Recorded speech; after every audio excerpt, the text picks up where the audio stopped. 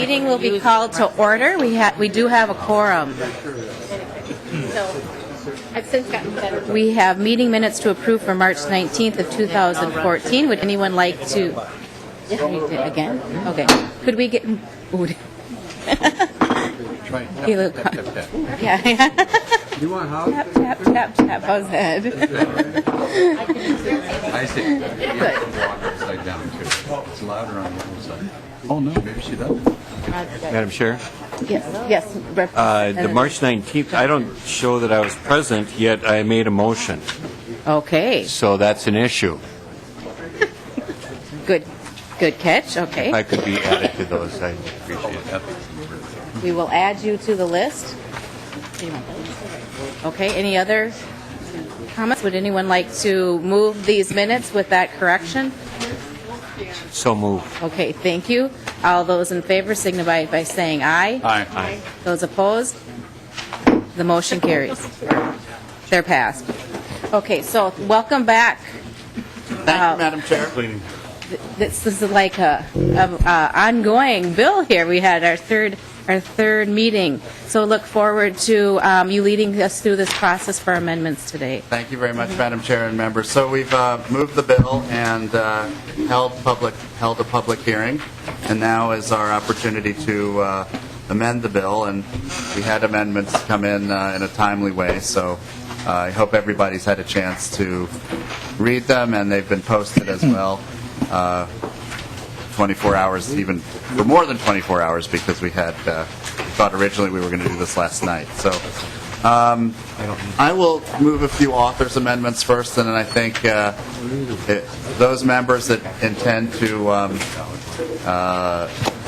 do amendments, I think Mr. Scheer will, after I do my authors' amendments, Mr. Scheer will, has an order, I think, to which amendments will go in. So the first one I'd like to do, Madam Chair, is move the A4 amendment, and I'll explain that amendment. Okay, so we have now, you just moved it, so that's... Yes, so the A4 amendment, Madam Chair, this relates to some testimony we heard last night.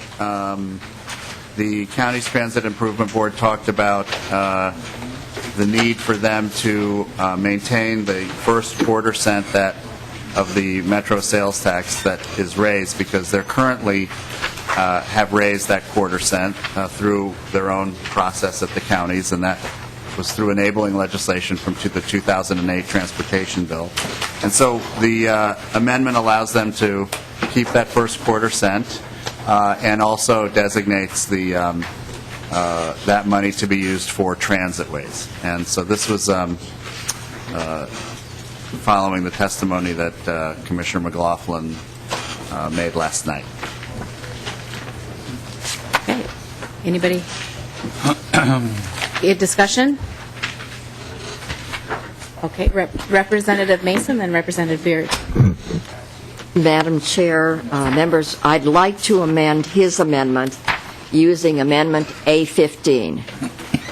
And the amendment does three things. First, it redistributes the leased motor vehicle sales tax between the metro counties and Greater Minnesota Transit on a basis of 40% to the metro area, 60% to rural transit.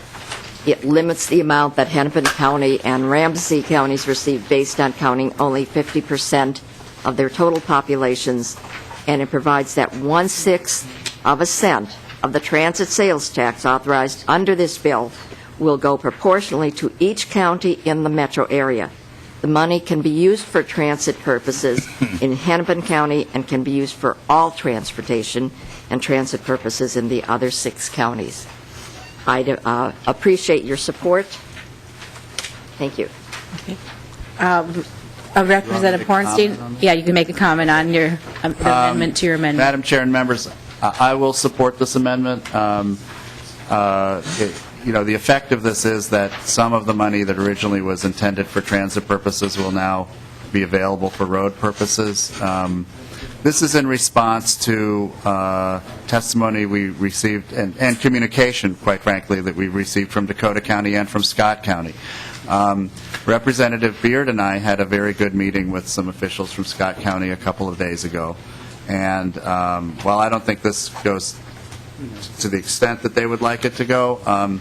There was an interest in being able to use some of the money designated for transit for road purposes. And so this is actually a pretty good chunk. It's, as I think Representative Mason mentioned, this is 1/6 of the new 3/4 cent sales tax that is raised. So while I do have some concerns about it, I will support it. And I think this is, again, in response. We have a hearing process. There's a reason you hear.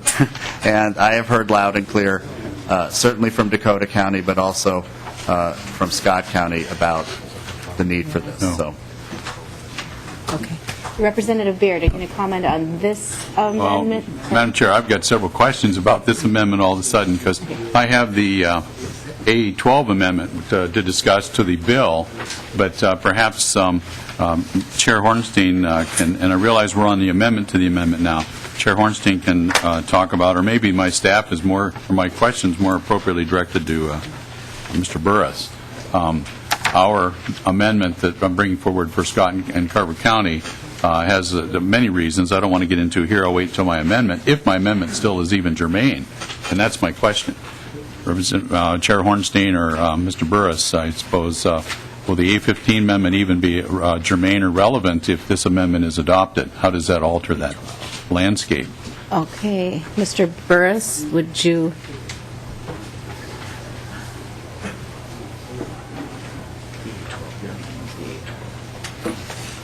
I'm sorry, Madam Chair. Mine's the A12, not the A15. I apologize. Thank you.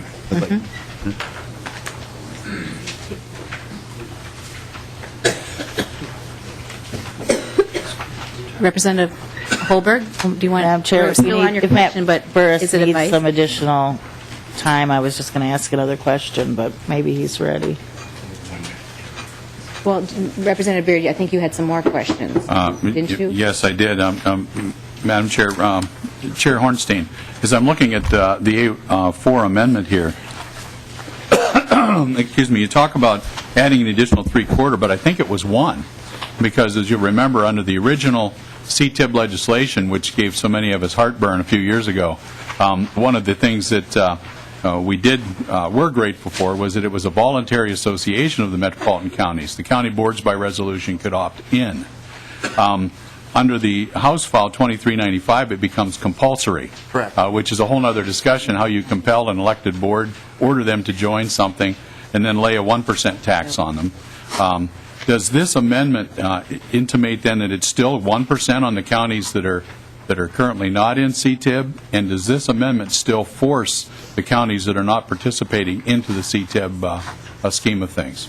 Chair Hornstein. Madam Chair, Representative Beard, yes, there is a uniform 1-cent tax in the 7 counties under this bill, and that is collected by the state, and then we have a joint certification process so that money is split between the counties and the Met Council. So you are correct, and what we're doing, the reason that this amendment to the amendment fits with my amendment is that we're making it very clear that we're walling off this first 1/4 cent that is the status quo in 5 counties from the 3/4 that this bill adds. And so what we're doing is saying that unlike the first 1/4 cent, which is dedicated exclusively to transit, the remaining 3/4 of the new, this relates to a division of the remaining 3/4 of the new tax, which will be a total of 1 cent uniformly throughout the region. Representative Beard. Wow. Okay, Mr. Chair and members, that still does not get at the heart of the principle that I'm trying to defend for Scott and Carver County then. That although membership, it appears, in CTIB will be voluntary after if this bill passes, the 1% will not be. It will be levied by the state and handed over to a conglomeration of CTIB and the Met Council. And if we want to defend ourselves, then we better pass the resolution and join, we being Scott County or Carver County in this case. If I'm reading it correctly, that's what I'm thinking I'm understanding. Madam Chair, there are folks from CTIB here. If that is not the correct interpretation, they'll appear or clarify. But I think that you're reading it correctly. But I want to at least get a second opinion if that's necessary. Please your name for the record. Good morning, Madam Chair. Nancy Haas with Messerly and Kramer here on behalf of CTIB, the County's Transit Improvement Board. To Representative Beard's question, both Scott and Carver under this bill will be required to join the Joint Powers Board of CTIB. So they will come in if this bill were to pass, and then the first quarter cent would go to CTIB, and then you're talking about the additional 3/4 cent that gets you to the cent, which would go into joint certification. Representative Beard. Madam Chair, thank you for letting us engage in, because this is committee work now, and this is getting serious. There's so many things my head is trying to get around. One is one body compelling another elected body to join something. I think the way this is crafted, though, it's pretty clever, that the state will just come and take the money from our businesses that collect sales tax. So I could see where that tail is going to wag that dog. Wow. And then 55% of that first quarter will be, Scott and Carver County or the opt-out counties could spend on transportation purposes, which means we could spend on some on roads and bridges. We could spend some on our transit component. And that's going to remain to see how that works out, because I don't know what Carver's doing with Southwest Metro Transit, but Scott County is about to absorb all of its transit operations into the Minnesota Valley Transit Company, and I'm not sure if that gets beyond the scope of what you're talking about here, Chair Hornstein, or what. But wow, this is a very complicated amendment that has some ramifications for the A12 amendment I was about to offer. Okay, we do believe we have, okay, go ahead. Madam Chair, Ms. can Haas. I just clarify one quick thing for you? Representative Beard, when you look at on the A4 amendment, the 55%, what that is a guarantee to Scott and Carver, similar to Washington County, to have those resources available to those counties, regardless of whether or not they have an existing project in a year. So that's currently under the quarter cent, those resources are used for transit. When you talk about uses for transportation purposes, that's when the amendment to the amendment comes into play, related to the new 3/4 cent. Chair Hornstein. Thank you very much. And Representative Beard, maybe this will lessen, perhaps increase the level of heartburn that you have. But the way that this amendment is crafted, the reason it's so long, we're doing something very simple in the amendment. The amendment actually lays out this entire process that is in the bill. I talked with Mr. Burris about why does this amendment need to be 9 pages when we're only doing this small issue of the money being used for roads instead of transit. And I think there were some reasons that Mr. Burris had to craft it that way. So I just wanted you to be clear, Representative Beard, that the amendment is actually mostly what's in the existing bill. Okay. We're not trying to just come here in committee and throw out something that hasn't been out there for a while since the bill was introduced in late February. Right. This is pretty much the bill. The only difference is in this amendment is this additional money being available to the counties for road purposes or bridge purposes, or they could use it for transit if they want. But, we're actually, in the original bill, and this is the reason we're doing the amendment, is that bill had it entirely used for transit purposes, and now we're offering some additional flexibility with that new money. So I hope that's helpful, Representative Beard. I don't want you to be of the belief that this is 10 pages coming out of nowhere. It's just a small portion of this 10-page amendment is the intended purpose here. And we have a follow-up for Representative Beard, but Chair Hornstein, can you just be sure, when you've been talking about the amendment, can you just say the name? The A4 Right, okay, I just want to make sure that's clear for everybody. The A4 right. amendment, and then, the A15. A15. Okay, so Representative Beard. Madam Chair, first, just a process comment. Thank you, Chair Hornstein, for clarifying that, because I didn't mean to insinuate that the A4 amendment was something new that was dropped in. And I understand from having been around here a few years that sometimes simple amendments encompass copious amounts of paper just to make your point, and I recognize that's what's happening with the A4. point, Madam Chair, the A15, the A4 is a small step in the right direction. The A15 is another baby step in the right direction, but I'm still going to have to stick by the people I represent, which is represented in the A12 amendment at some point.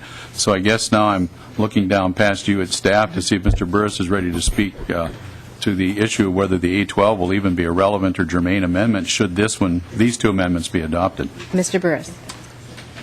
Madam Chair and members, if the A4 and the A15 amendments were adopted from a technical as well as, I guess, conceptual standpoint, the A12 amendment could also be adopted. And it would deal with the same general area, but I wouldn't say that they're fundamentally conflictual components. Put hopefully briefly, that the A12 amendment would provide authority for the Greater Minnesota, what's known right now as the Greater Minnesota sales tax, to be imposed by counties that would also have the state-imposed local sales tax, and so that the total rate of the combination of sales taxes would be 1%. And that is different from the provisions that are proposed in the A4 and A15 amendments on use of some of the transit sales tax money allocating out to the counties for transportation purposes more broadly, as well as the allocation of the motor vehicle lease sales tax revenue. So it's all related, but they are separate components. Madam Chair. Yes, Representative Beard. Thank you. And to Mr. Burris, thank you for the clarification. And to the Chair, remembering our discussions at our quick meeting in your office the other day with the Scott County folks. With that, Madam Chair, I think I understand the issue and how we're moving here. And again, they're baby steps. The other comments I'll save till the end before we're about to vote on the bill. So with that, Madam Chair, I guess I could lend my tepid support to the amendment, and perhaps even the amendment, and then look forward to a discussion on the A12. Thank you. Thank you for taking the time to do committee work. I You're appreciate welcome. Representative Johnson, do you, is this to the A15 amendment? Okay, thank you. Thank you, Madam Chair, and I just have to speak in opposition to the A15 amendment as it's currently written. If you look at line 1.17 and line 1.23, that is a shift of funding from rural Minnesota to the metropolitan area. One of the reasons I'm in support of the general bill is because of the funding that's provided for rural transit. And that would, so if, as long as lines 1.17 and line 1.23 are in there, it's hard for me to support that amendment to the amendment. I don't know if the author would be willing to strike those two lines. And I would also want to make sure that just striking those two lines would maintain the 70-30 ratio that assures 70% of the lease funding to go to rural transit. Those are my thoughts.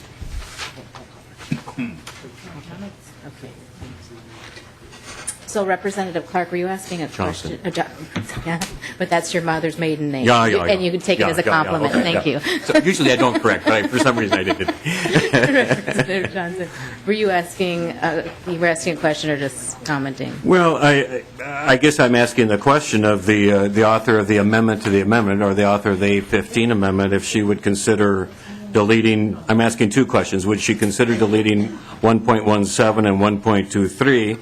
And then I'm asking Mr. Burris if that would achieve. I want to make sure I'm not missing anything. To be real honest with you, that it would achieve maintenance of the 70-30 split to assure funding for rural transit. Okay. Representative Mason. No, that is something I'm not willing to agree. Right now, the percentage is just way unfair. Okay. So, we now have, Madam Chair. Representative Johnson. So again, I have to speak in opposition to the A15 amendment to assure that rural transit, which is an expanding, growing area in Minnesota that offers a lot of opportunity in multiple communities, that I would have to urge that be rejected. Well, Representative Holberg. Madam Chair, my understanding that this language is just relative to the metro area sales tax and doesn't impact funding for Greater Minnesota Transit at all. Is that, maybe I'm misunderstanding what the Mr. A15 Burris? amendment's doing. Mr. Burris, could you answer that question? Madam Chair, members, there is a funding component going to Greater Minnesota Transit from the leased vehicle sales tax, and this would change the allocation between what goes to some metro area roads and Greater Minnesota Transit. So the allocation under the A15 amendment would be 60% of revenues going to Greater Minnesota Transit and 40% going to certain metro area roads. Madam Chair? Yes. Representative Johnson. In the interest of moving this bill along today, I withdraw my opposition to the A15 amendment. Okay. Representative Mason, did you have anything else to say to your A15 amendment to A4 amendment? No, I just appreciate your support. Again, it's a matter of fairness, and that's why I'm moving this forward. Okay, are there any, okay, Representative Madam Chair, again, I Hornstein. would urge adoption. I appreciate Representative Beard's support of this, however tepid. But I will say it's not a minor matter. I mean, I don't know I don't have a spreadsheet, but my sort of back of the napkin calculations, this is moving something like $30 or $40 million into possible road work or road purposes, road and bridge purposes in the metro area. So, and that's why I have mixed feelings about it. But I will support the Mason amendment. Representative Hamilton. Oh, thank you, Madam Chair. Now I'm upset. So, do we have anybody here in the audience that represents rural transit that could speak to this amendment and just offer some clarification because, I can't support it. Okay. Looks like we have somebody coming down. So you'd like to ask a question of this person, Representative Hamilton? Yes. I guess my question would be, where does, rural transit, are we in supportive of this, or what's your thoughts? Please state your name for the record. Madam Chair, Representative Hamilton, this is Sherry Munyon with the Minnesota Public Transit Association. MIPTA has been strongly advocating that the appropriate split of the lease vehicle revenue is 30-70%, 70% going to Greater Minnesota. As with a lot of people in this room, people are trying to craft a bill and negotiating, and we want to keep a transportation package moving. Madam Chair. Representative Hamilton. Why in the spirit of compromise, we're always the ones compromising? And that's upsetting. I ask for a roll call. Okay. A roll call has been requested.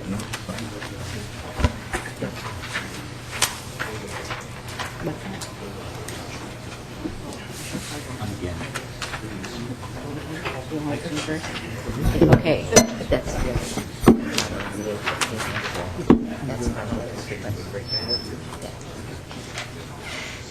Okay.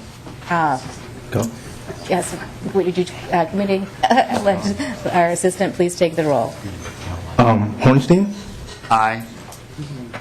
Bernardi, Aye.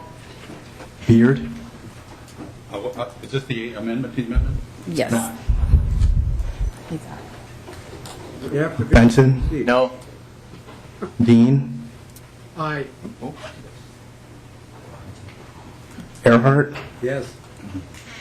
Hamilton, No. Hausman, Yes. Holberg, Yes. Howe, No. Johnson, Aye. Mahoney, Aye. Mason, Yes. Metza, Aye. O'Neill, No. Petersburg, Yes. Sundin, Aye. Carlson. It's not here.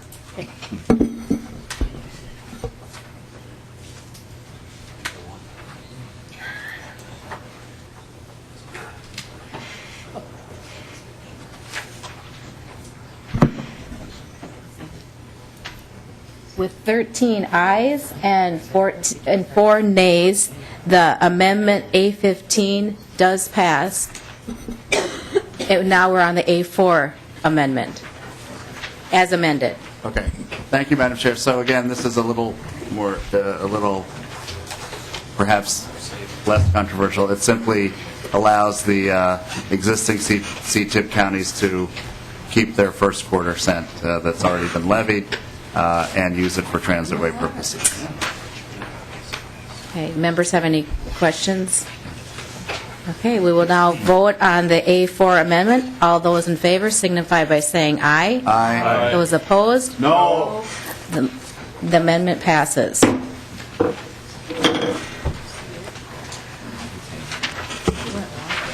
Okay, we have an author's amendment from Chair Thank you. I have Hornstein. an additional author's amendment A11. And this relates to the section of the bill on transit shelters.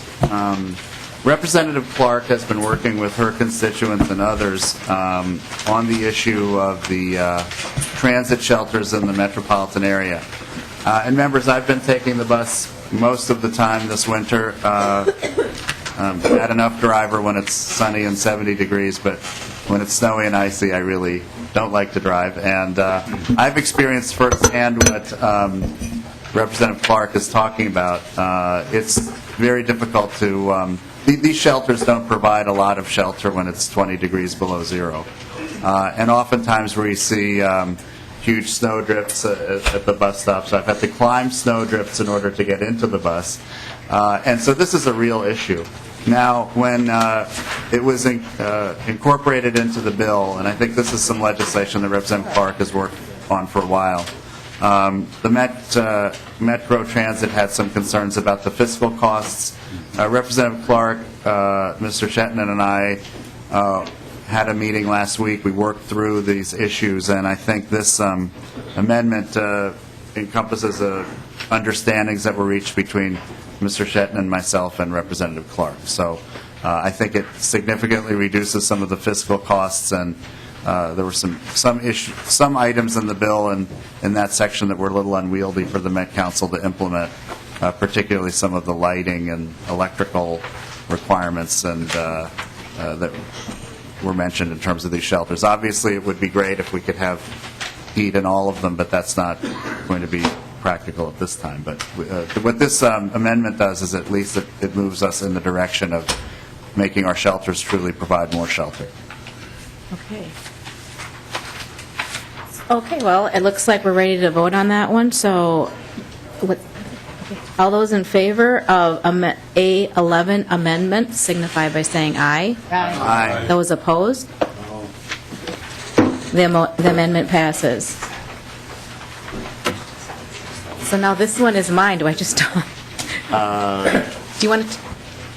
I think You wanna talk I'll chair from here. Representative Hornstein. Vice Chair Bernardi, can you please explain the A8 amendment? Okay. The A8 amendment is doing just a little bit different than what we did last year. We have a requirement for the funds that have been spent on bike and ped over a 4-year period to continue to be spent that in the next year and the next year. And right now, the way it's set up is it's a rolling 4-year average. And so if people have earmarks and they want to spend extra money into the district, it adds greater amount of money to that number, which means more money needs to be spent on in the future, and that wasn't the intent of the legislation. There was an example in Duluth where the district wanted to spend more money, but they didn't want that amount to be rolled forward through continuous years. So what I'm doing is making this so that it's 2009 to 2012, which is about the safety loop period, and then just that is the baseline, and nothing else gets added into it to make the number bigger over the years. That's what the intent of this is. Discussion of the A8 amendment. Representative Beard.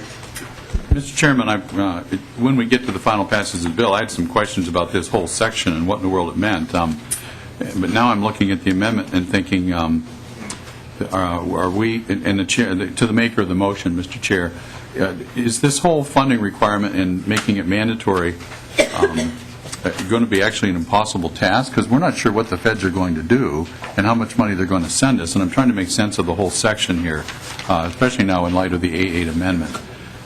So if the maker of the motion could speak to that, are we boxing ourselves into a situation where if the feds don't send us that much money, we're going to be out of compliance with something in statute? I think it would be good to pull down Scott Peterson from MnDOT to answer that question for you, if he doesn't mind. Mr. Peterson, I'll adjust my mess here so you can have a clean desk. Mr. Shetland thought that was funny. Okay.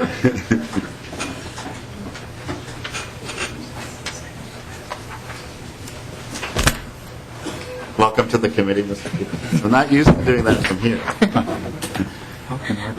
Okay, well, he's actually chairing it right now from the side of you. Please state your name for the record. Thank you, Madam Chair. My name is Scott Peterson from MnDOT. And with Representative Beard, with respect to your question, the way Representative Bernardi has characterized it, the amendment is accurate. We had a concern based upon the provision that was passed last year that we had to at least match the rolling average of 4 years spending on transportation alternative projects.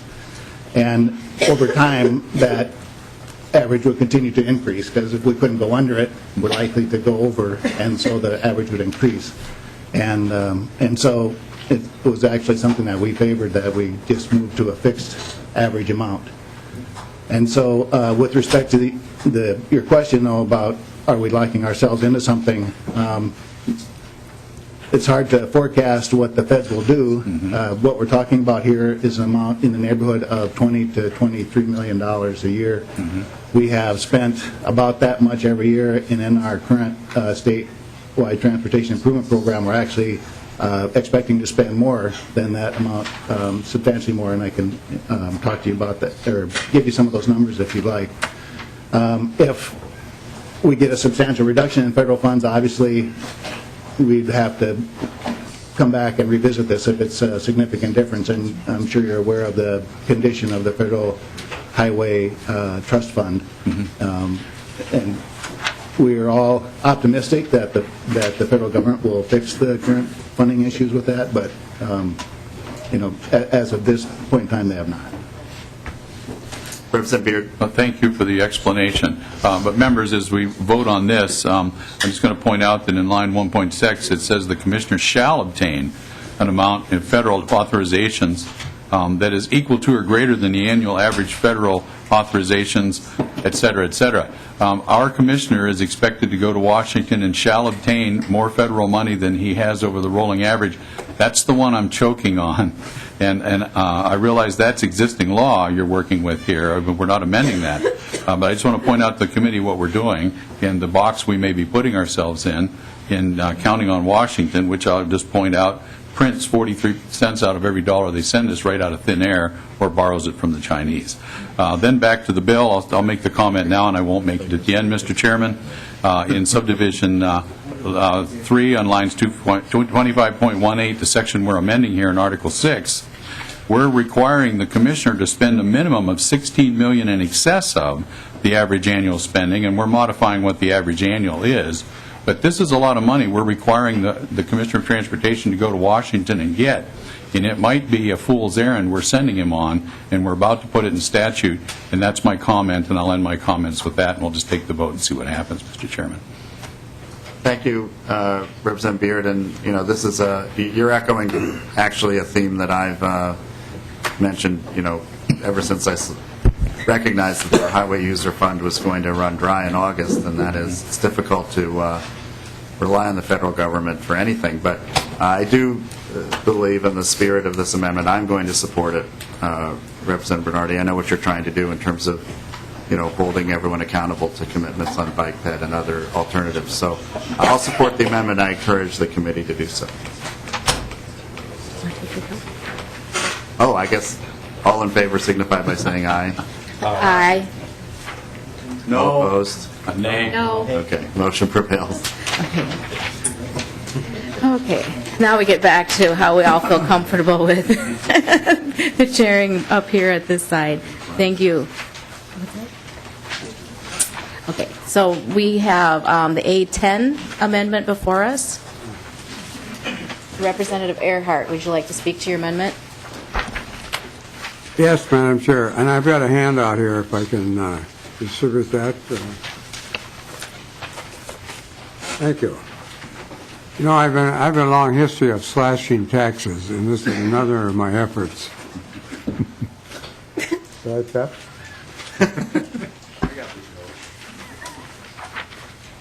But what this amendment does is, as you can see by sub 3, those are the current rate of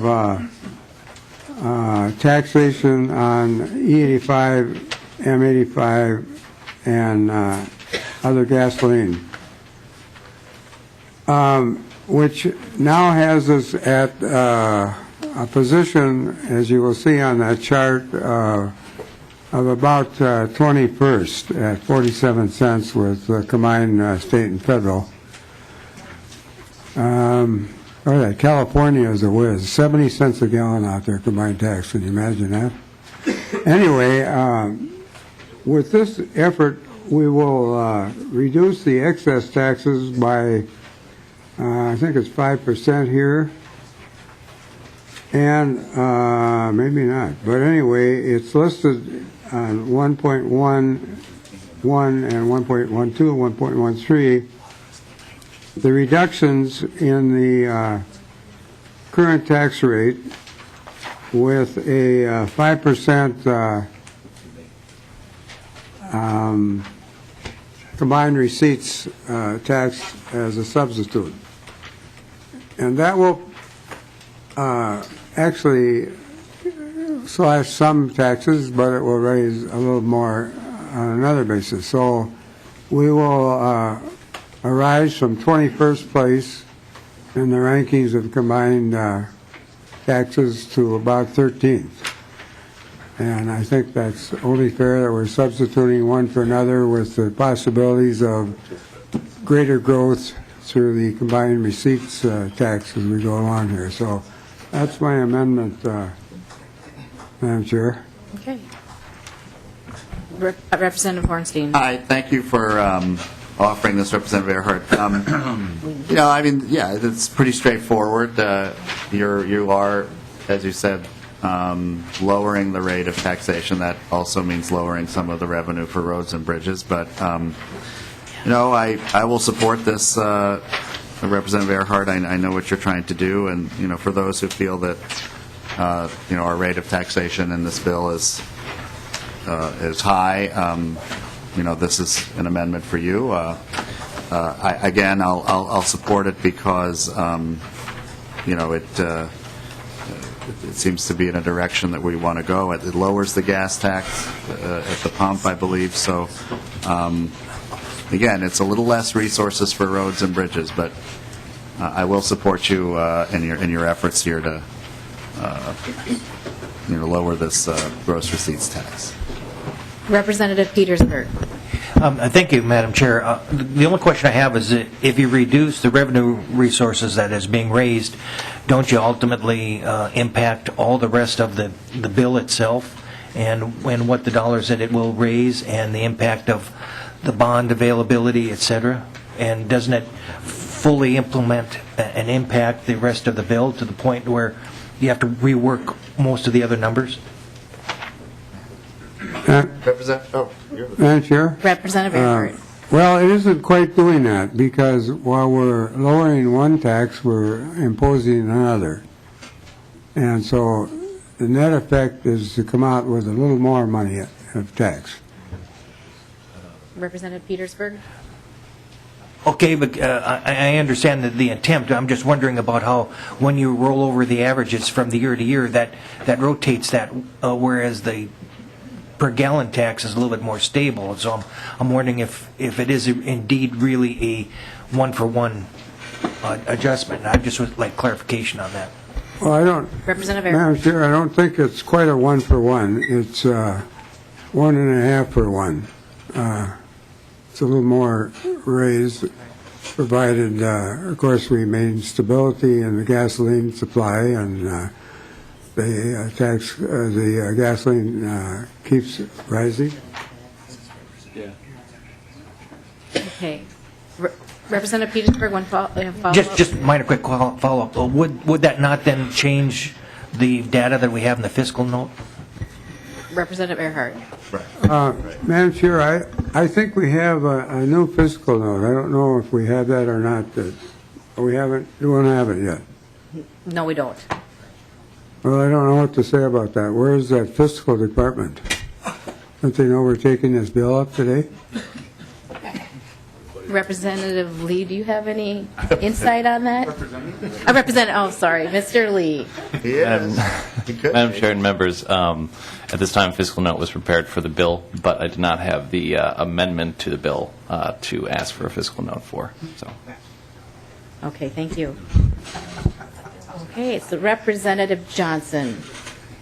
Thank you, Madam Chair, and I'd like to pick up on what Representative Petersburg is asking. I guess specifically, I'm interested what would be the impact on potential funding for the corridors of commerce with this amendment.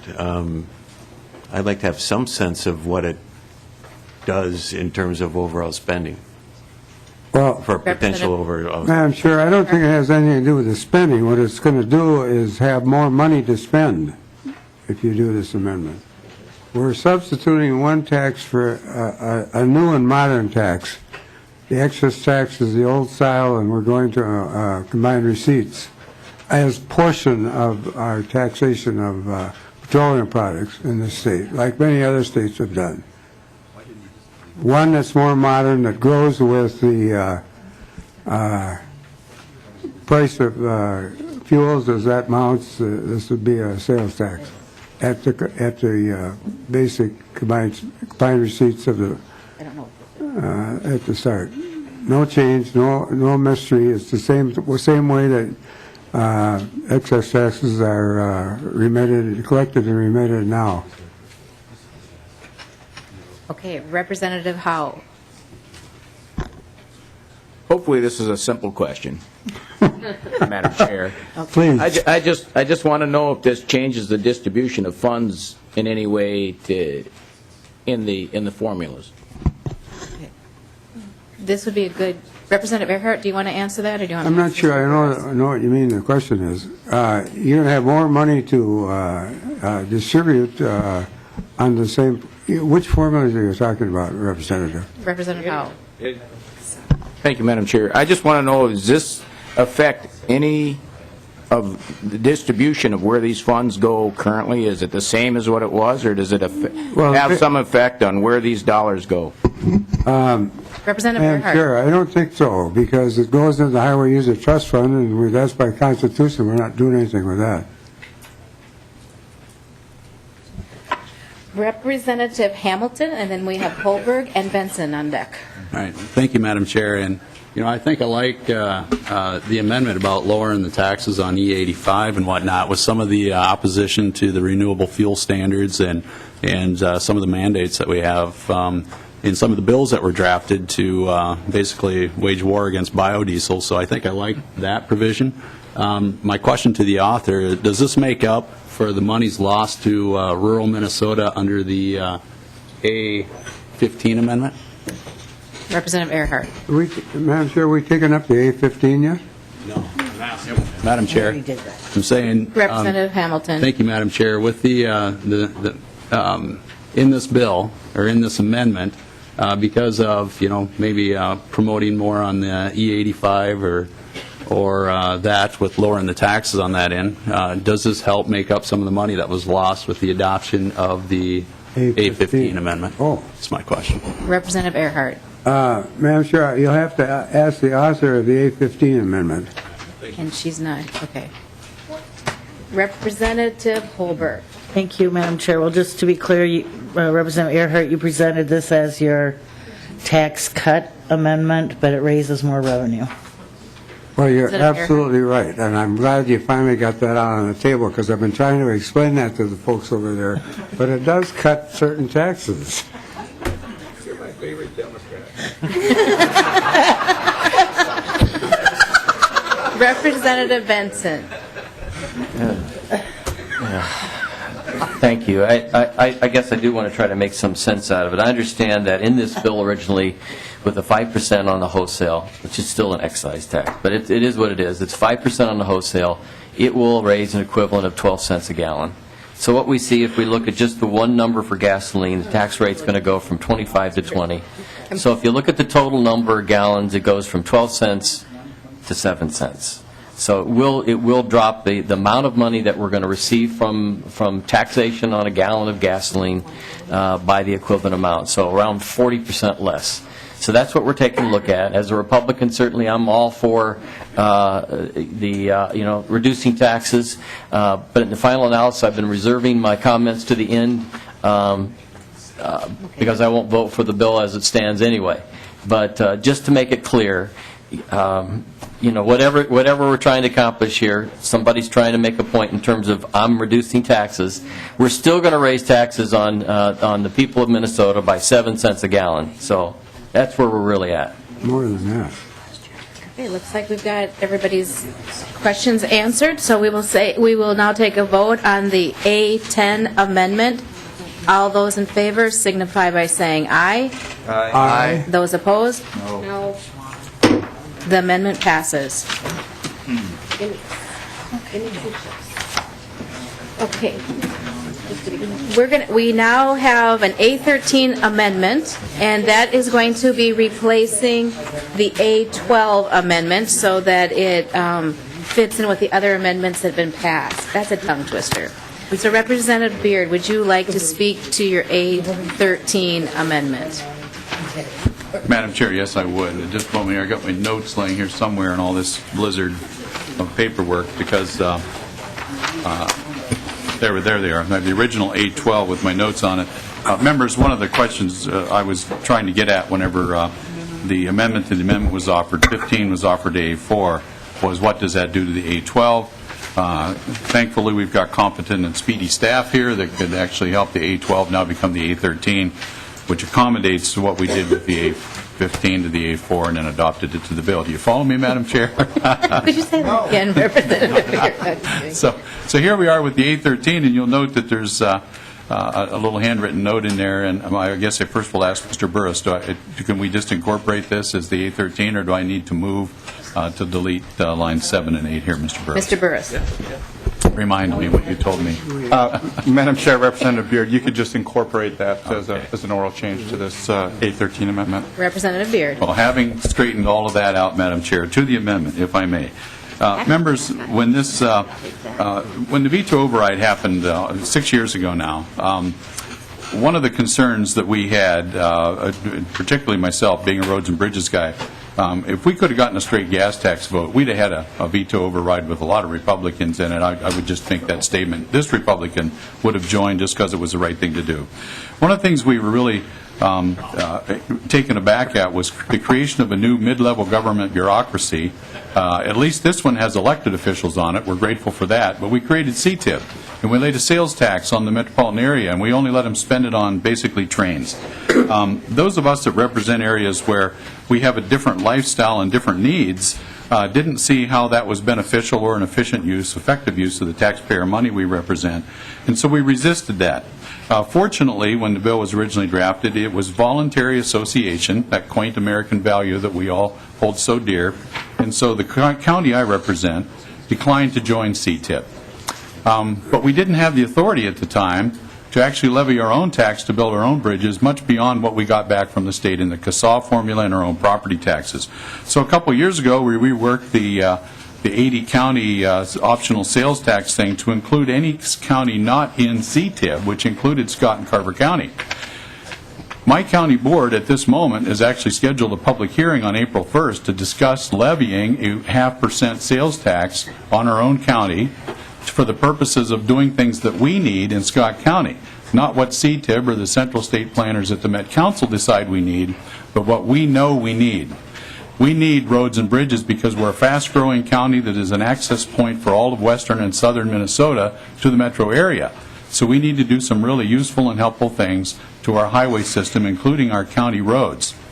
Now, members, if you look at the funding chart on what this House Bill 2395 actually does, it is rich for the transit folks, rich beyond their wildest dreams. 150% of the Met Council's unmet need by their own admission, which is subject to discussion over the next few years. Rural transit, the transit plan that Chair Hornstein passed back in about 2009 or 10, met at about 115 to 120% of need. But the roads and bridges, particularly the county road formula, is met at only 11%, even with all these new taxes. I'm not complaining on behalf of Scott County. I'm telling you that we're here to step up and do our part if you'll let us levy our own tax and invest it where we know it needs to be invested, because, members, transit in Scott County does not equal steel wheels on steel rails. Transit in Scott County equals good highways, good access points, and maybe now and then a transit advantage. It involves us working with our neighbors to incorporate ourselves into Minnesota Valley Transit. It involves express buses in and out of town. It involves working with our friends up in Waukegan community who, oh, by the way, on their own dime run 18 regular routes every day all over the cities. Did you know that? And oh, by the way, that doesn't count in anybody's transit plan because we do it ourselves. We're pretty proud of that, if you can't tell. And so what I'm asking you to do is to help me defend the citizens that I represent and my friends over in Carver County. They're all cousins of ours anyhow. We're not in CTIB. We don't necessarily want to go in unless you force us in, but that's another discussion for the end of the bill. This amendment merely says that if we levy up to a half a point for ourselves, and then if this legislature imposes a 1% sales tax on the entire metro area, you'll let us defend and keep our half point and only levy an additional half. We'll still accept the imposition of the 1%, but the half that our board voluntarily levies on its own citizens will remain for our purposes until the expiration of the project dates. Now, members, you remember any county outside of CTIB can levy its own tax up to a half point. But one of the requirements is they have to identify the projects, and it has to have a start date and an end date. The project that the Scott County Board is anticipating have start dates and end dates that will run, somewhere 7 or 8 years, roughly speaking. So at some point they're going to expire, and then we'll be sucked into the whole thing. That's another discussion for the next legislator who represents Scott County. But at this moment, I'm here asking you to help me defend the good folks in Scott County who are discussing levying their own tax for some transit and road purposes, because that's where our transit benefits, and we know what we need out there. And at the end of the day, I think it's good policy.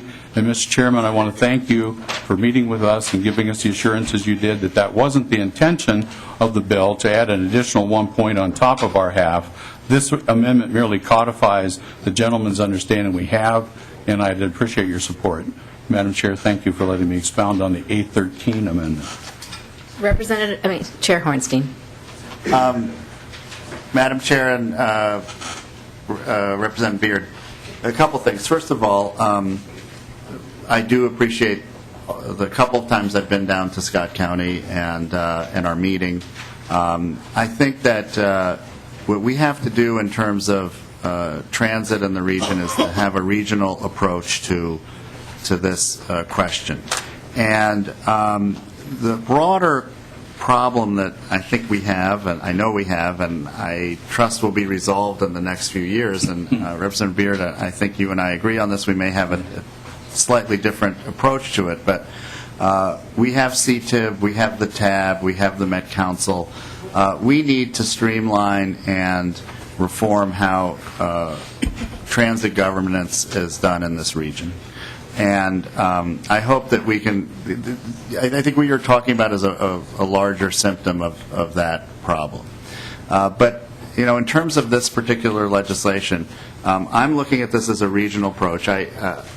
What I had said, I think, in that meeting is that it's unclear really what the future of this bill is. I mean, we're going to taxes, and I think there was a question there whether Scott County should, go ahead independent of any action that we're taking at this moment in the legislature related to their interest in raising revenue, and I would not stand in the way of that because the legislative process is not anything that one can predict.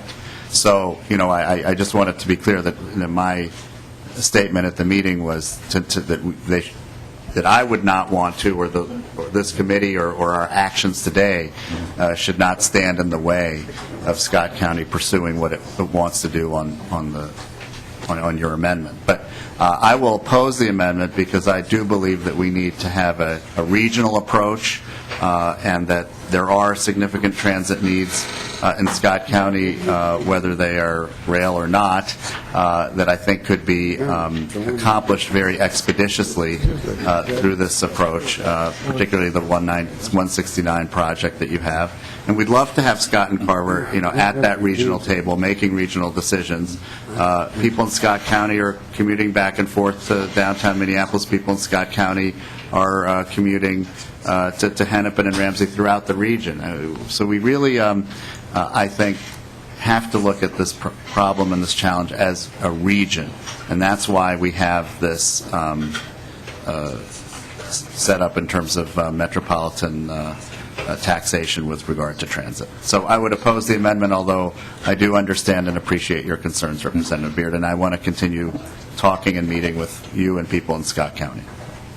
Representative Beard. Thank you, Madam Chair, and I won't belabor the point. I want to thank the Chair for his comments, except for the opposition part. I'm sorry about that. But I just would like to point out to the committee that the action here this morning doesn't affect really what the county board is doing. They're moving ahead because they see the need, they see the tool in the toolbox, and they're willing to make the case to the citizens that here's an opportunity for us to actually do some significant build-out on our county road system outside the CASA situation with money that we will collect and invest where we know it needs to be made. Should this amendment not prevail and the rest of this bill become law, I'd point out that an additional $12 million a year will be taken from Scott County and handed over to CTIB to build trains pretty much in Hennepin and Ramsey County. What comes back to us out of this investment far exceeds what we need for actual roads and bridges in Scott County. And I might point out again that this House file underfunds substantially the need for county roads, not to mention trunk highways. We're willing to step up and fill some of that gap with our own tax, and I'm just asking for your help to reinforce us that we don't get scalded to the tune of an additional % on top of the half that we're about to levy or considering levying on our citizens in Scott County. With that, Madam Chair, I'd encourage support and look for the vote. We have two more people on deck. We have Representative Dean and Earhart, and we'll start with Representative Dean. Thank you, Madam Chair.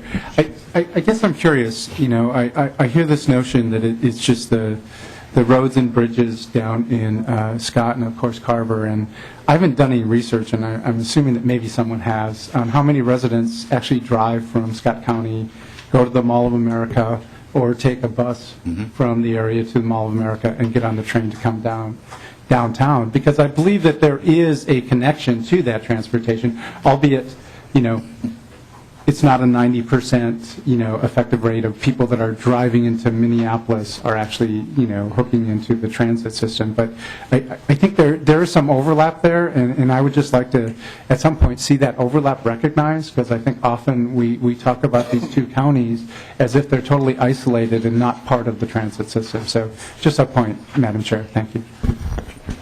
Representative Beard. Madam Chair, I can just give a brief overview, and this would be a fascinating committee hearing someday to have the opt-outs in particular come in again. But out of Scott County Transit, both in Prior Lake and in Shakopee, I think there are 7 or 9 buses every morning in town, and then back in the evening. That's done with our MVEST, our opt-out dollars. That's paid for in that part of the deal, and we're glad to do that.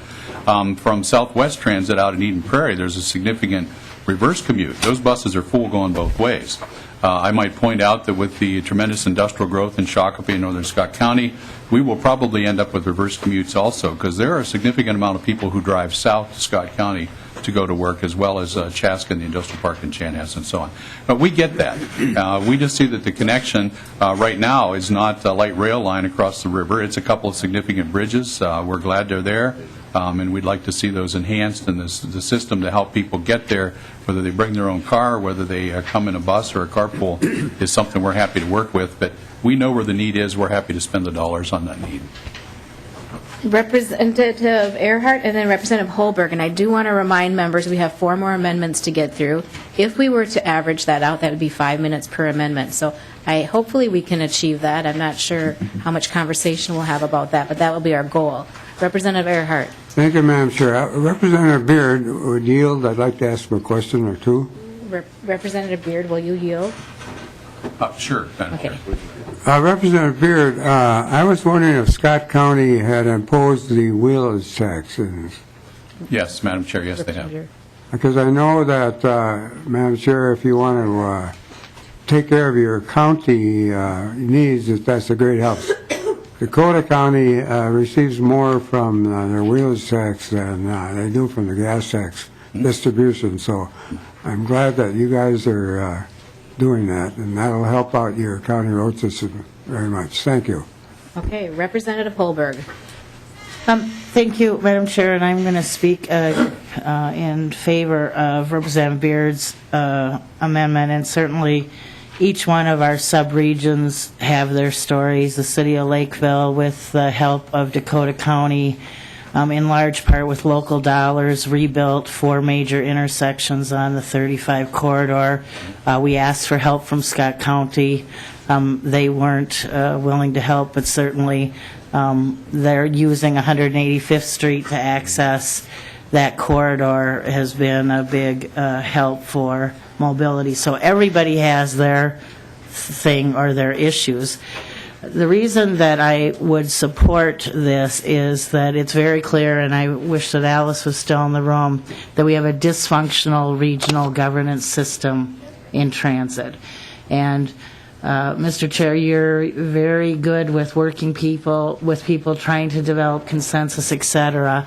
The move that's taken in this bill to arbitrarily by the legislature to shove Scott and Carver County into this process, impose this tax above the objections of the local government units in Scott and Carver County, in my mind, is very counterproductive to resolving what is the bigger issue of a totally dysfunctional system, whether it has to do with the transit taxing district, the opt-ins, the opt-outs, CTIB counties versus non-CTIB counties, and that we as policymakers should be fostering a collaborative process to a solution and not doing something so heavy-handed as what is being done in this bill to Scott and Carver County. And so I would urge members to support the Beard amendment.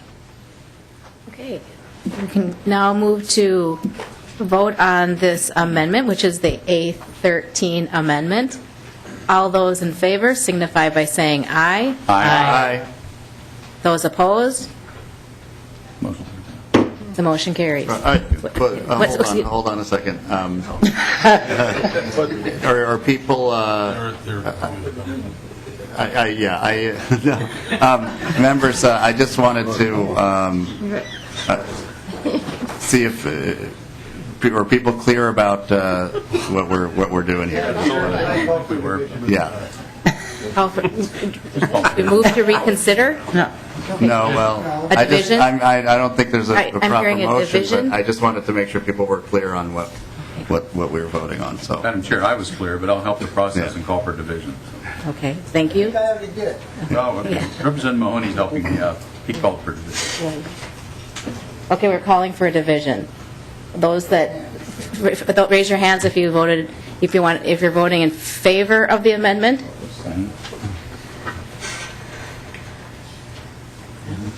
Okay, and those that are voting against?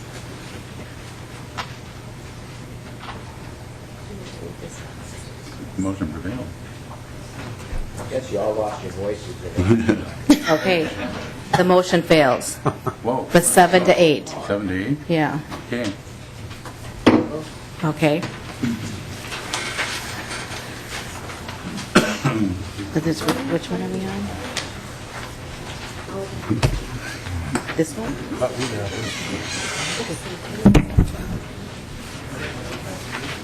Just one moment, please.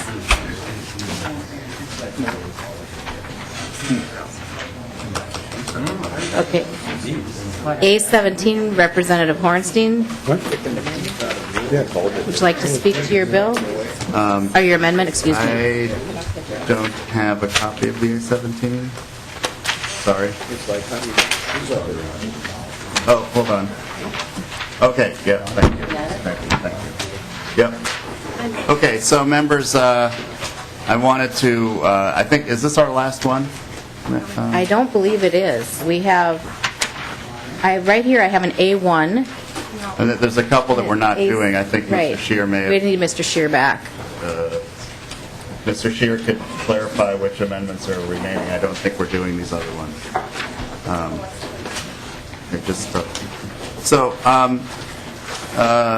Madam Chair, so the A17, I think, is in response to some really positive discussions we've had about the question of efficiency.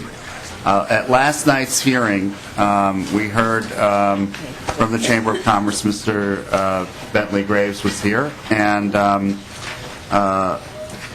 introduced, I think, some concepts that are worthy of discussion here. Representative Beard has also introduced legislation. I felt that, I disagree with the fundamental premise that we have to have I think the premise is a moratorium on additional funding for transportation and transit until we have 50% efficiency rates and reports and audits done of MnDOT and Met Council before we can proceed with new revenue. There's a principle that I think we all agree with, and it's one that I've stated in the past, which is transportation problems don't go away, they simply get more expensive. So it's not efficient for us to sit on our hands while reports are being done and goals are being set for efficiency while we have these projects that continue to mount and continue to get more expensive with each year of inaction. That's not a frame around efficiency that I agree with, although I think we can all agree that we want our government agencies to run efficiency. We want the best bang for our tax dollar. But to simply say we're not going to spend any additional revenue until this 15% efficiency rate is attained, I think is not the right direction to go. The representative from the Chamber said the 15% rate was arrived at through the TFAC report. Well, there's a lot of facts and figures in the TFAC report, including a very high number for road investments, which I think many people aren't necessarily agreeing to. We don't have that TFAC number for roads in our bill. It's actually quite significantly less than that. But on the other hand, I don't think that's a good enough reason for us to say we're going to have a 15% specific number and go with that. So I agree with Representative Beard and others that are looking at how do we make our state agencies and our regional government who are responsible for efficiency more efficient. And I think that message has been received by MnDOT.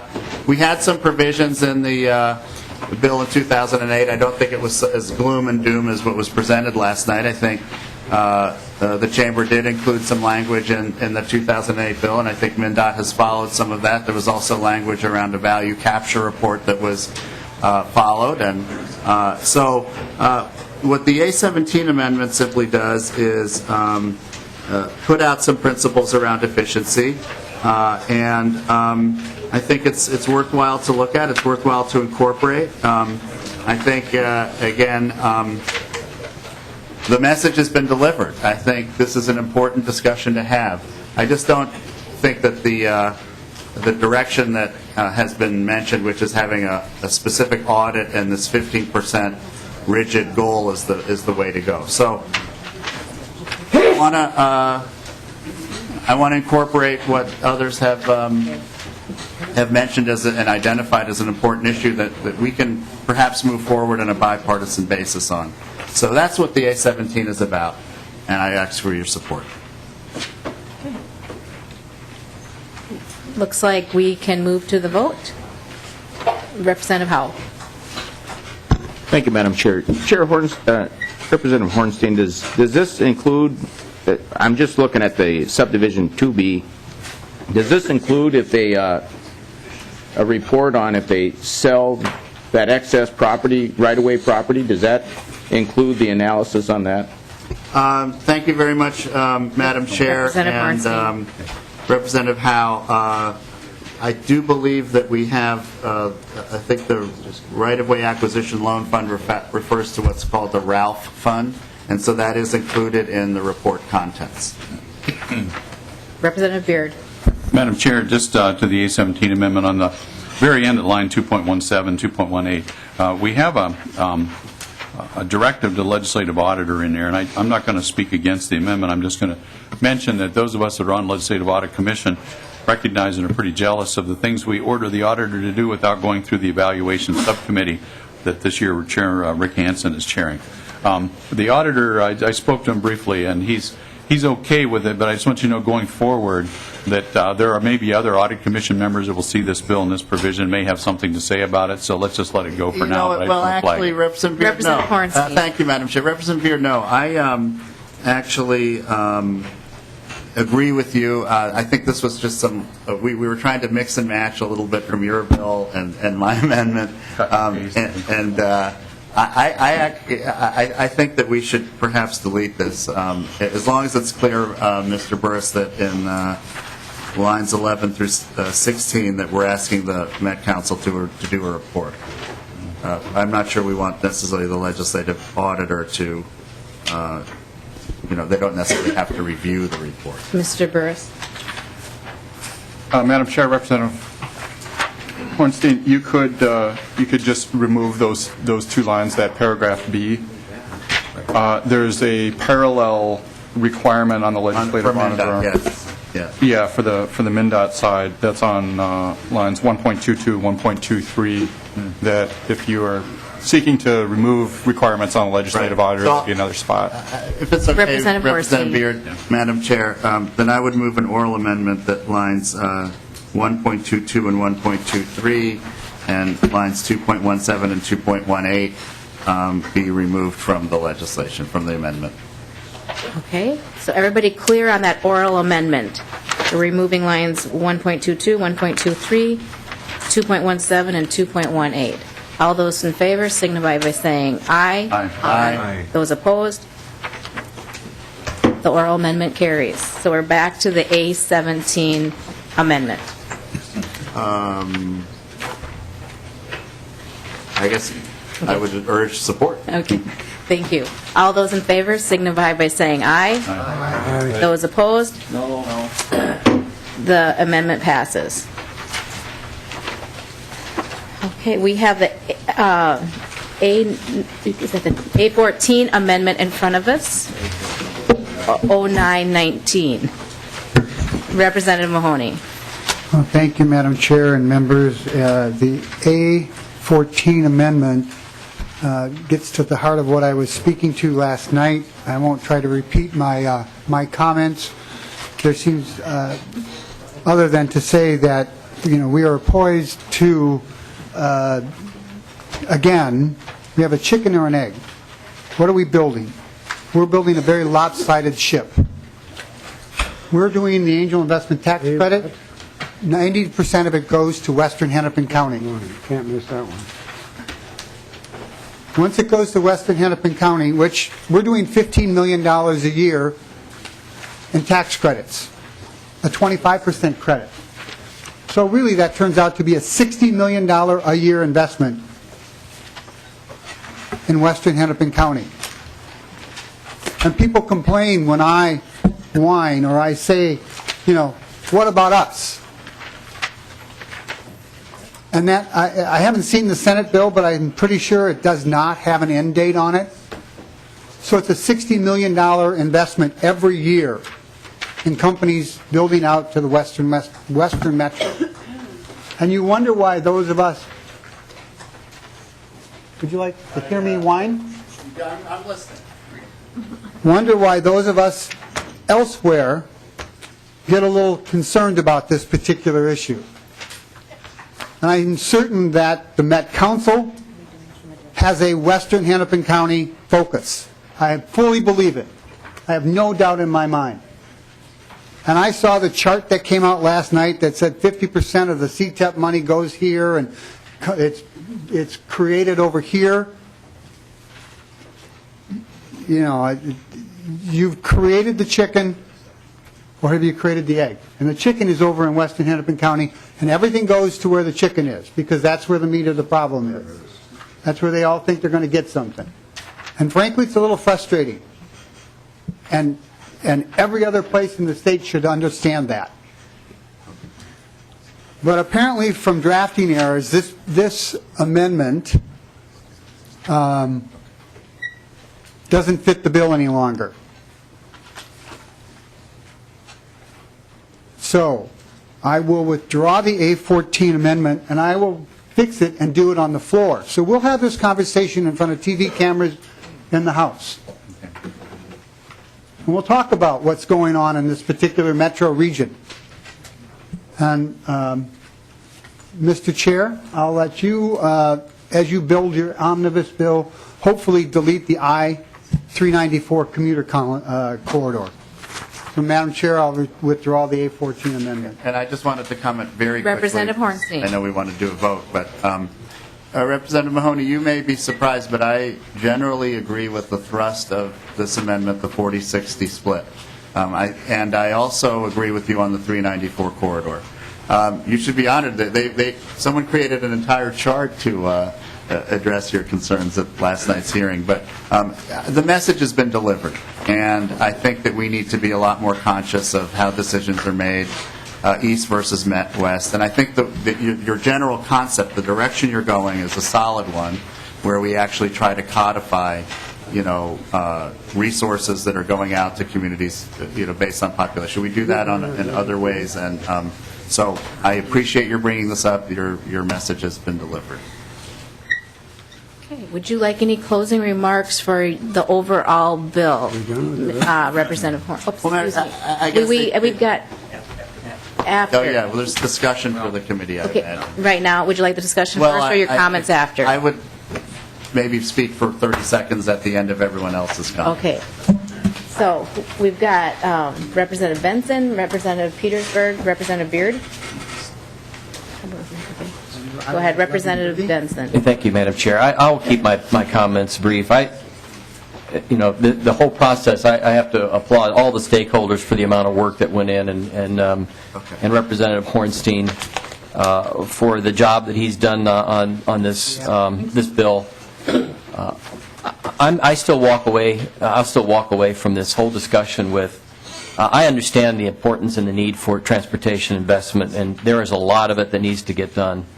I'm on this committee because I understand the core responsibility of government is to provide transportation for our economy and all the needs of the populace. But this is one of those where if this had a shot at even making it to the floor and we'd vote on it the way it is right now, this would have to be a tagline, I think, on a lit piece that would say, we taxed you before we cut your taxes before we taxed you. I mean, we had a $2.4 billion increase in taxes, which, of course, we raised another billion on top of that. And now we're in the throes of the governor arguing with the Senate about making sure that they get a tax relief bill on his desk by Friday to bend that down by $600 million. And here before us we have another bill of $700 million per year, not biennium. So, it's not like it magically comes out of a separate pocket, folks. I mean, I have the chamber should be worried. The trucking industry should be worried. The general population should be worried. It's in terms of, when are we going to get our priorities straight in terms of making sure that we are spending money in the right way, in the most efficient way. Certainly a lot of that needs to be dedicated to roads and bridges. But so that we're not asking in one biennium that we're going to raise taxes on the public by $4 billion, and oh, by the way, we've already raised it by $1.2 billion. I understand the need. all the stakeholders wouldn't be here if they didn't have a good reason to be here and understand how critical that need is. But this is the legislature failing to prioritize and make sure that we're spending the money in the most efficient and wise manner possible. I'll leave it at that. I'm not going to get into the technical merits of the bill or anything of that nature. I am just completely disappointed in a process that would fail to recognize how much money we're taking out of the pockets of Minnesotans. Representative Petersburg. Thank you, Madam Chair. And as you know, if you've heard one thing in the last 2 years, for me, it's about Highway 14. And I'm now in a situation where a lot of people from Highway 14 Coalition and others really want me to support this bill. And I would really love to support the bill if it would address Highway 14 needs. I don't think it will. But I want to compliment the Alliance for coming together and trying to work within the process or within the limits that we have set out for them, try to make something happen in order to deal with our transportation needs. But let's look at really what we're talking about here. We're going to raise taxes on gas taxes. Why? So that we have more bonding limit. That's primarily the reason why we do it, because most of these projects, Highway 14, for example, can't occur unless we have the bonding authority because it's too large to actually fit in the general operating budget, and STIP doesn't include it at all. And so in order for us to do that, we need to have bonding dollars to do that. Unfortunately, what this raises in bonding limit is $200 million. That won't even finish Highway 14. And we know that it's not going to occur, that Corridors of Commerce is going to place all their dollars in 1 year in one particular project. And so basically what we do, we're going to raise our debt limit and we're going to spend every bit of it for the next 4 years and have no reserve to actually deal with the needs that we have. We've heard from the Department of Transportation that over the next 20 years we're going to need $12 billion in order just to stay competitive with people out there of other states. And I really think that's important for us to remember. We haven't really addressed the real need, which is how do we define, how do we prioritize the need for funding? Are we going to need to be looking at how do we fund probably the biggest expense and the best investment for our dollars, which is transportation? We also heard yesterday that the population distribution is somewhere not quite half, but close to half in greater Minnesota, and yet where are the bulk of the roads and bridges? In greater Minnesota.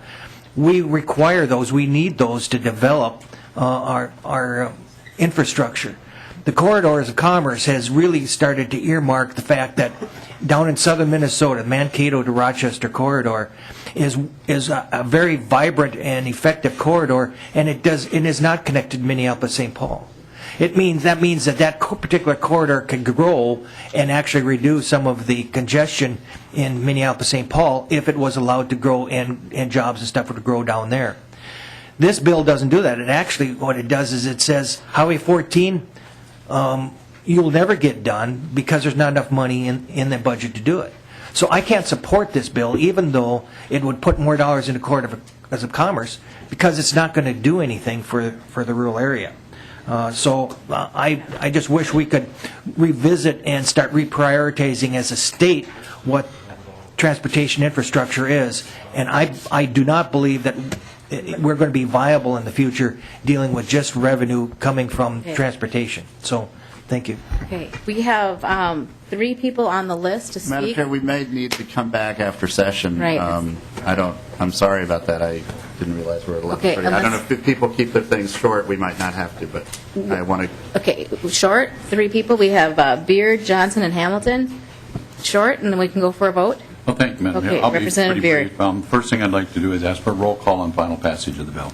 Okay, roll call has been requested. Thank you. And then, members, just briefly noted, Chair Hornstein and I have been each other's loyal critic for these many years, and I just want to just underscore the point that was made in last night's hearing, yesterday's hearing, that this is harder than it looks. Members, getting a transportation package together that could just be a straight highway vote would be, in my world, a simple vote. But knowing the complexities of the region and the state, the transit advocates will never let that happen. They will make sure they have something on the table, or they will not let Roads and Bridges get the funding vote that they deserve. That's just the way it works around here. It's just what it is. So what we have on this bill is a massive funding increase proposal, tax increase proposal, more than fully funds in the wildest dreams all the transit advocates and their social programs. And it leaves the highways, admittedly, a new chunk of change, but continues to not address the situation that we have with going forward with Roads and Bridges. Madam Chair, I know we're going to pass this bill here in a few moments, and that will be what it is. But thank you, Mr. Chairman, for allowing us to have a good discussion as we move forward. I'm so sorry that Scott and Carver County are still now going to be compelled to belong to something that doesn't serve the needs of their citizens as well as you think it does. But I'm looking forward to continuing the discussion as we move forward. And thank you for that, Madam Chair. Thank you. And Representative Johnson? Thank you, Madam Chair. I think you find that usually those of us along Highway 14 stick together, but today I need to disagree with Representative Petersburg. This bill does provide funds needed to assure that we meet critical transportation infrastructure needs of Minnesota, and particularly those on Highway 14 and other corridors, through funding corridors of commerce to the tune of $800 million. And that's a significant asset for us. As we like to say in Nicollet County, let's get the job done and let's do it right. This bill does that. I'm voting yes. Representative Hamilton. Thank you, Madam Chair. And first of all, I apologize to the person, the testifier that came down on rural transit. My frustrations are not with you. It's with the reality that we face on many of these bills that come before us. You know, I have a tremendous amount of respect for Representative Hornstein as well. My frustrations are in rural Minnesota in the spirit of compromise, and we're always the one compromising. It's, here you go, we'll give you this nice, brand new, shiny new car, but we're going to take your house in return. And that's too often that happens. So I vote no. I believe a roll call was that. All right. Thank you. Thank you. And Representative Hornstein. Thank you, members. Let's vote. This is a real opportunity to invest in roads, bridges, transit, jobs, and our future. I urge a yes vote. Okay, a roll call has been requested. Hornstein? Yes. Bernardi? Yes. Beard? Nay. Benson? No. Dean? Yes. Earhart? Yes. Hamilton? No. Hausman? Yes. Holberg? No. Howe? No. Johnson? Aye. Mahoney? Aye. Mason? Metza? Aye. O'Neill? Petersburg? No. Sundin? Aye.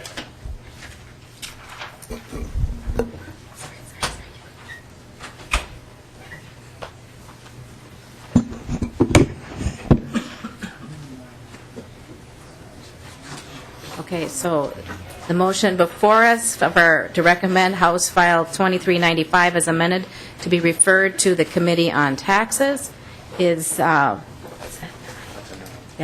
9 ayes and 6 nays. The bill has passed. Thank you, Madam Chair and members. Okay, the committee is adjourned.